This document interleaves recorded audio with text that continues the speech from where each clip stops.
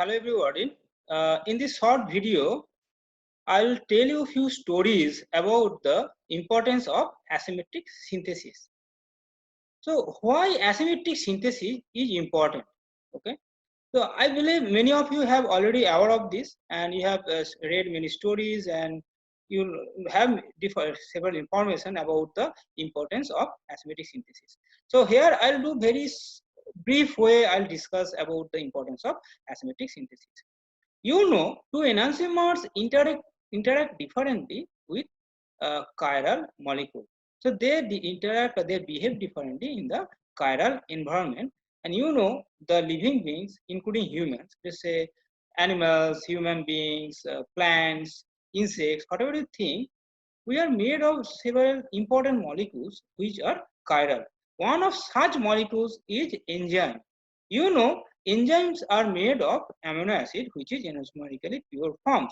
And when a enzyme interact with a one enantiomer of a molecule, it interact one way, and when it interact with other enantiomer, it interact different way. So that interaction is very important. If you think about the smell, okay, you know that we like perfume very much. Okay, when you use some type of perfume, you smell very nice and you like, and some molecule you may not like also. But how it works? If you think about this jasmine, which is a jade molecule, C is actually here for this one, and is a main ingredient for the jasmine, which gives you the very nice smell, not the other one, the E one. If you think another molecule is called jade methyl epijasmonate, is a plus isomer, and this molecule is having a very strong order.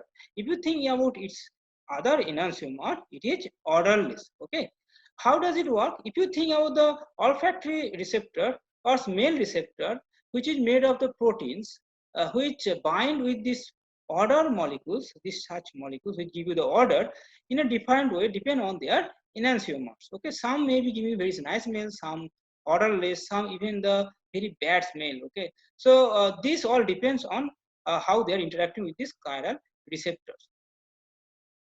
If you think about the agrochemicals, okay, so these are very important to grow the crops to get the maximum production. Okay, crop production. If you think about this paddy field, and this is the rice growing, and not only the rice, there are several weeds, the unwanted plants also growing alongside this rice, which is called, this weeds has to be removed. Okay, so many people are physically unplugging the plugging of these weeds, and it needs lot of effort. Okay, however, if you think this molecule dichloroprop S isomers, which is actually this S isomer is inactive. At the same time, the R dichloroprop, which is very active to kill the weeds. So if you use 1 kilogram of this racemate, only this one is the effective killer for the weeds. If we can make this agrochemical in enantiomerically form, probably it is in enantiomerically pure form, I'm not sure, but if let's say you're making enantiomerically pure form, only 500 gram will be enough. You don't need 1 kilogram of it. Not only the agrochemicals, if you think about the taste, this dipeptide is called artificial sweetener, made of the phenylalanine and aspartic acid. It is 200 times more sweeter than the sugar. Because of the diabetes, you know, some people have the diabetes, they cannot take the sugar and they still like the sweet taste, so they take this type of artificial sweetener. This is one of them. It's called aspartame, and it is 200 times more sweeter than sucrose. If it is little bit variation in the N protecting group, with this alkyl group, this is even more sweeter, 7,000 to 13,000 more sweeter. And with more, a little bit more variation with this aromatic groups here, it is called advantem, and it is 7,000 to 13,000 times more sweeter. So the taste of this aspartame, this is the right isomers. Okay, it's enantiomer. We don't know what happened here, but if you think about this one, other diisomers is bitter taste, and this one is tasteless. So the taste of the molecule also depends which isomers you are eating. Actually, you have to eat the right isomers to have the right taste. Now, if you think about the drugs and asymmetric synthesis, they are very strongly connected. Let us have one example like this drug ibuprofen. So ibuprofen is a painkiller. It is prescribed to reduce fever, pain, and inflammation. Okay. Now, if one prescribe 500 mg of this tablet, which contain 500 mg of this molecule in a racemic form, actually only 250 mg is effective because this is a racemic drug. So what is that 250 mg which is effective? That is the active isomer, which is S isomer, which is active actually. The R isomer is inactive. So these 250 mg additional R isomer one taking along with this 500 mg of the tablet, which is not necessary. So this is a it may cause side effect or unwanted problem. So that is not expected.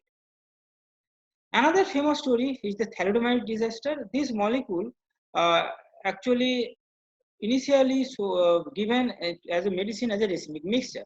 And this thalidomide was widely used as a drug in the early 60s, and it exists as equal enantiomer as a racemic R and S, and R enantiomer cured the morning sickness in the pregnant woman, but the S enantiomer caused severe birth defect.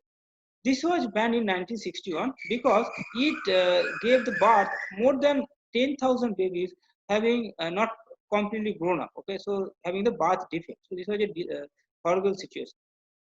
So the single enantiomer drugs is nowadays very important, and the pharmaceutical industry trying to sell drug which is single enantiomer, not the racemic mixture.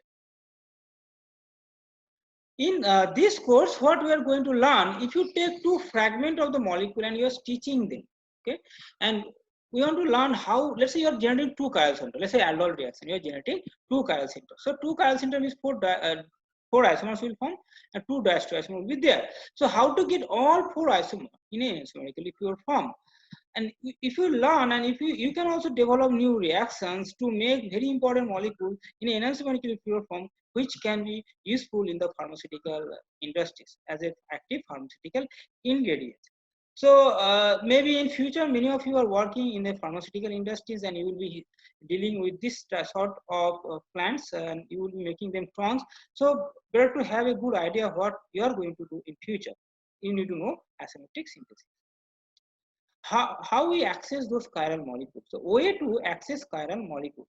Thus, also we can say sources of enantiomer products. So how you get them?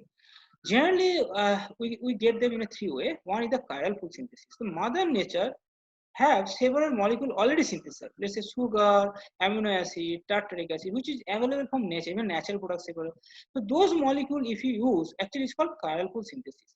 So you do the functional group interconversion, mainly the working principle for using those molecules, and then you get your required one. But the structural variation, the structural diversity you have only limited. That is the one limitation. And this type of chiral pool synthesis, we start with the chiral molecule. For the resolution also, we start with the chiral molecule, but in a racemic form.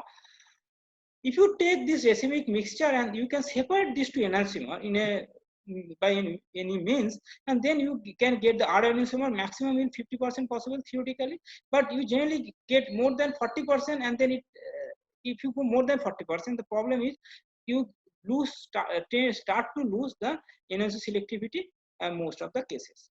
So the maximum theoretical yield possible 50%. Okay, and 50% molecule, let's say you require R and you are getting 50% yield, and 50% S which is not required, you are getting as a waste. Okay, so that's a major issue with the resolution.